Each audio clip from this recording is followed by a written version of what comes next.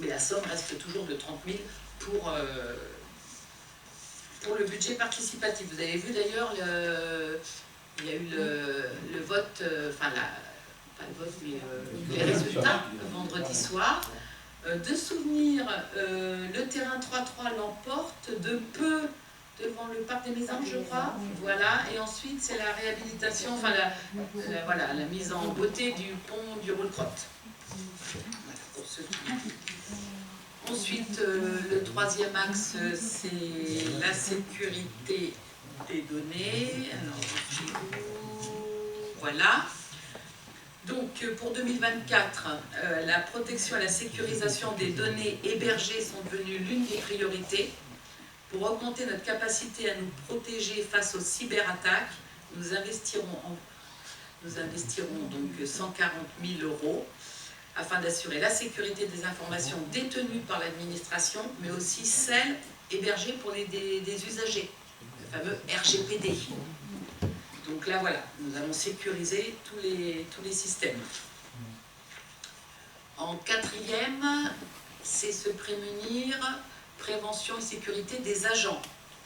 Donc 60 000 €, alors c'est des services techniques, hygiène, enfance, petite enfance, restauration scolaire, administration. Donc en tant qu'employeur, la ville souhaite porter une politique qui assure la prévention et la sécurité de ses agents. Pour ce faire, pour 2024, le projet prévoit d'inscrire des actions à hauteur de 60 000 €. Parmi les projets d'envergure et qui offrent un gain dans les conditions de travail, la mise en place d'une machine à laver professionnelle pour le linge et les tenues de travail pour 16 500 €. Alors, il faut savoir que nous faisons 21 machines par jour. Je ne sais pas si vous voyez, par semaine et par mois, ce que ça peut représenter. Je crois que c'est pas que je l'ai là. Nous avons 4035 pièces à laver par semaine. Pardon ?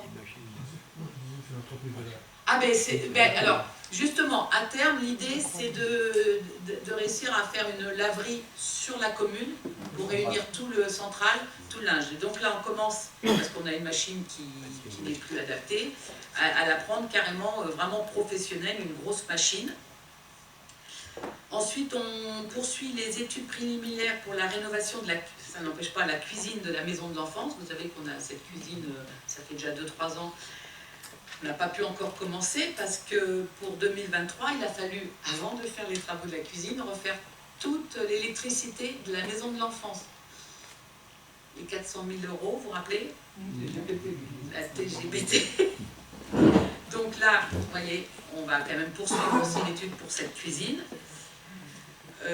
Les 2 restaurants d'ailleurs seront équipés de matériel acoustique pour 12 000 € qu'on a fléché pour l'instant pour offrir au personnel et aux enfants un meilleur confort acoustique. Ça a bruit les restaurants scolaires. Et enfin, pour la petite enfance et l'enfance, ils auront une enveloppe de 10 000 € pour le renouvellement de matériel pour les restaurants, les animations, la périculture. Nous avons aussi prévu de rafraîchir des classes. Nous allons faire classe après classe. Nous avons fait un bilan pendant les vacances de Noël. Nous avons fait le tour de tous les établissements scolaires pour voir lesquels étaient les plus urgentes. Donc on a fait un plan pour repeindre des classes ou des couloirs aussi, des espaces. Donc ça, c'est pour la prévention et sécurité des agents de la ville. Et ensuite, le dernier, c'est accompagner et soutenir la culture sur notre territoire pour les 370 000 €. C'est donc un autre pilier de la politique de la municipalité. Nous disposons d'une offre de lecture publique et d'un équipement qui favorise l'accès à tous et pour tous à la culture. Afin de garantir son accès, la ville a créé un tarif arnageois et maintient une programmation de qualité à des tarifs abordables pour poursuivre le soutien à la culture. Je ne sais pas si vous êtes allé au spectacle vendredi soir. C'était vraiment fabuleux. Donc c'est là qu'on est quand même beaucoup de monde et un beau spectacle. Et on avait vu une pièce de théâtre la semaine dernière qui était très, très bien aussi. C'est là qu'on est quand même content d'avoir cet équipement sur la commune. Franchement, ça nous permet d'avoir accès à des spectacles de qualité à la porte de chez nous, quoi. Donc, la conclusion, budget qui prépare l'avenir. Pour pour 2024, pas de recours à l'emprunt de prévu. Normalement, hein, c'est tout ce que je vous ai dit est prévu sans emprunt. Donc un budget d'investissement satisfaisant au profit de la rénovation énergétique de notre patrimoine et d'une politique de soutien à la pratique sportive associative, une ouverture sur le monde avec un soutien à la culture et tout en accompagnant l'enfance et en nous préparant au risque de demain avec les cyberattaques. Voilà le programme pour 2024. Est-ce que ça amène des idées, des envies, des sourires? Non, aussi, quand même. C'est pour rejoindre ce que Thierry évoquait tout à l'heure, c'est vrai que pour 2024, on pense que voilà, on va être dans une année où on va pouvoir être dans le prolongement de ce que l'on fait depuis le début du mandat et d'investir et pouvoir. Voilà, maintenant, ça devra malgré tout être, à mon avis, une année où on devrait être très sérieux dans la gestion, ne serait-ce que pour préparer les années qui vont suivre par la suite.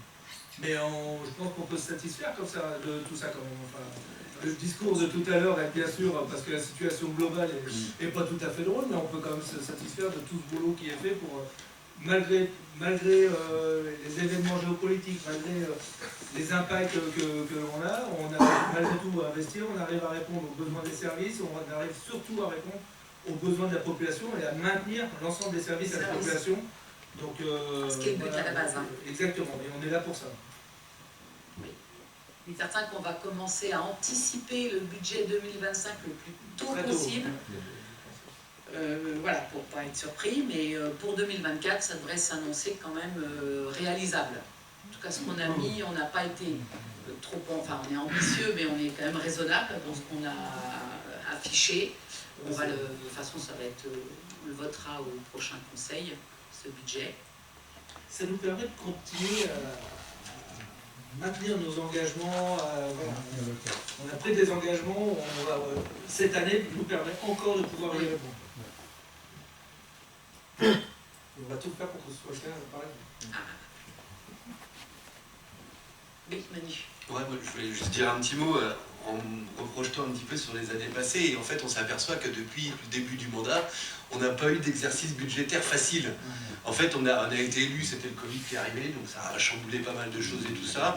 On a eu effectivement le gymnase Fernand Luçon qui n'était pas prévu à l'origine au début du mandat, avec renégociation de l'emprunt et tout ça. Donc à chaque fois des budgets un peu compliqués à construire aussi.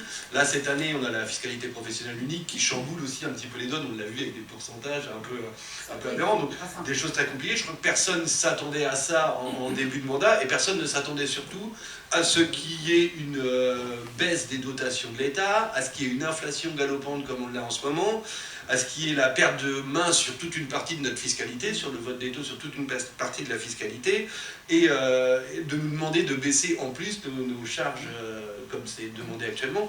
Et je trouve que pour l'instant, on arrive cependant à maintenir un budget équilibré, en maintenant l'offre de services publics comme on s'y était engagé, à être toujours vigilant par rapport aux conditions de travail des agents.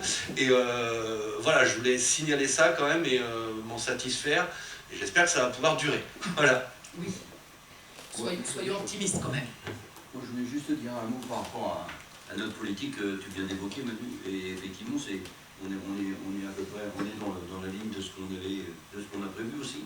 Mais quelque part aussi, on a quand même un avantage. On a quand même une chance aussi de faire partie d'une collectivité qui s'appelle la métropole, parce que en fait, les fonds de péréquation qu'on voit aujourd'hui sur les dotations, et quand on fait des travaux, on a aussi des fonds spécifiques à l'investissement lié. Donc finalement, quand on parlait d'opération du gymnase, quand on voit ce qu'on a touché aussi de la métropole, on peut se le dire, c'est quand même un peu une chance d'être dans une collectivité et une communauté de communes comme ça, parce que toutes les communautés de communes ne sont pas loties de la même façon. Et je voulais dire que c'est quand même, pour nous, c'est quand même un acteur, c'est un partenaire plutôt intéressant, et je pense qu'à tous les niveaux, autant sur le fonctionnement que sur l'investissement.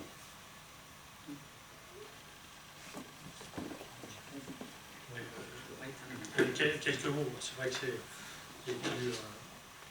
tu l'as annoncé au début, il y a eu un gros travail de préparation. Moi, les données quand même que où là je peux en témoigner aussi, c'est le très gros effort, même si on n'a pas voté encore le compte administratif 2023, les très gros efforts qui ont été faits et les résultats vont être excellents. Je le dis parce que c'est aussi l'effort de gestion de l'équipe municipale, des services. Et donc on a aussi des résultats qui sont encourageants. Je crois que c'est la première chose. On peut aussi s'en féliciter. Ça veut dire aussi que les décisions qui ont été prises depuis le début du mandat portent leurs fruits. Certes, c'est un mandat compliqué sur lequel il y a eu des éléments qui n'étaient pas prévus, des éléments externes qui n'étaient pas prévus. Je crois que la force, c'est que l'équipe municipale a eu la capacité de la dépasser. Là, le terme d'un budget qui prépare l'avenir, je crois qu'il est... certes, l'exercice est compliqué. Moi, je voulais aussi féliciter Ève de se lancer tous les ans dans la présentation d'un DOM, parce que c'est quand même un exercice qui n'est pas simple. Mais ce qui est important à retenir, en conclusion, c'est les investissements se poursuivent, la situation financière est très saine.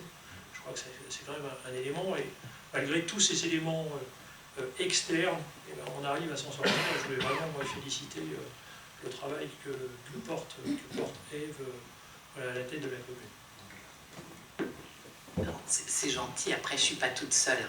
Il y a des gens qui m'aident. Vas-y Sylviane, vous avez levé la main. Hein. Moi je voulais réagir par rapport à, je veux dire, enfin entre guillemets, de la rénovation de la salle de la loterie, qui est dans notre programme et qui s'est fait voler la place par le gymnase. Je pense que c'est une rénovation qui est attendue par tout le monde.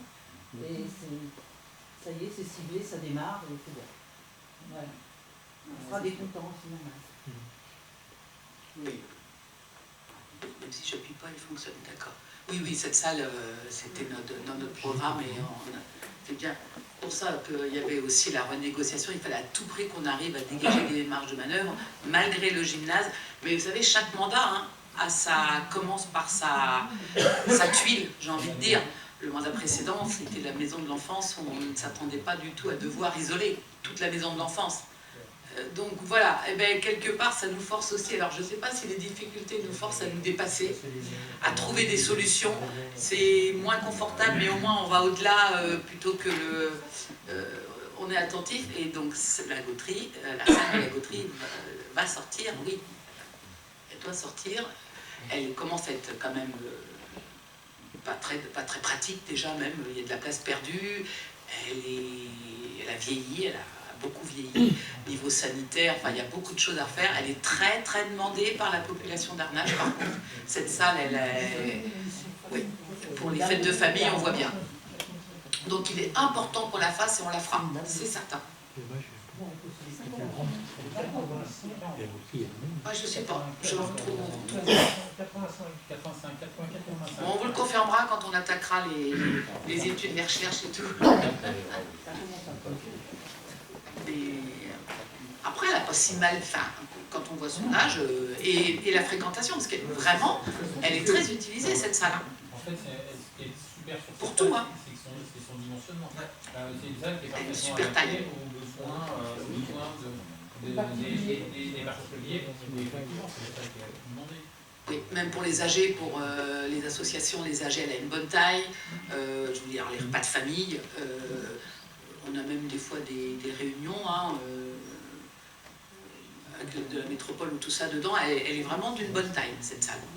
Donc, on va y être attentif à sa rénovation.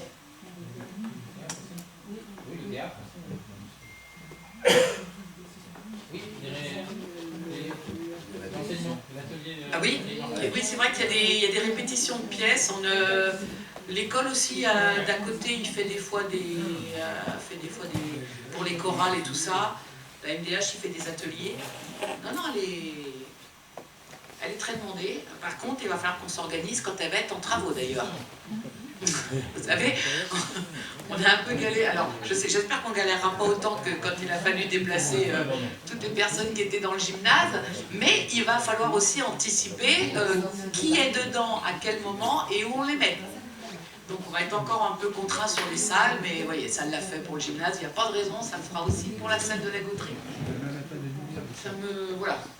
Maintenant qu'on est passé par le gymnase, on est tranquille. Donc, vous avez d'autres réactions sur notre DOF, par rapport au... Non? On prend acte de ce rapport. Donc, il sera communiqué à la métropole d'ici les 15 jours. Il sera mis à disposition du public aussi dans les 15 jours. Et ensuite, il sera aussi... On va aviser la population qui sera à disposition par le site internet, par notre journal et tout ça.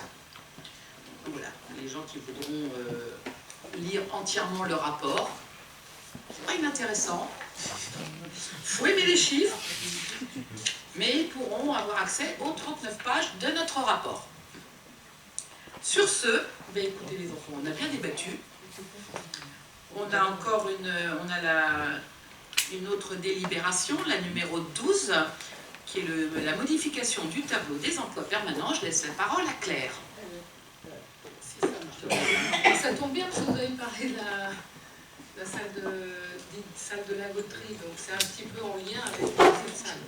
Donc, dans le cadre de la modification du tableau des emplois permanents, l'objectif c'est de créer un emploi non permanent dans le cadre d'un contrat de projet.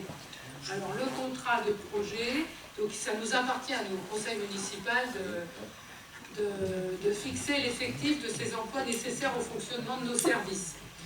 Et donc, on a considéré, je vous présente ce soir la délibération, qui considère la nécessité de procéder au recrutement d'un agent contractuel pour mener à bien ce dont on parlait tout à l'heure, la réhabilitation de la salle polyvalente de la Gautrerie et, on en a aussi parlé un petit peu, de la déconstruction de la maison Jourdain. Et l'aménagement.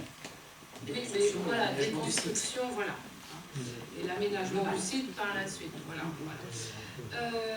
Donc, ces tâches requièrent des compétences qui sont très spécifiques et nécessitent donc la création d'un emploi non permanent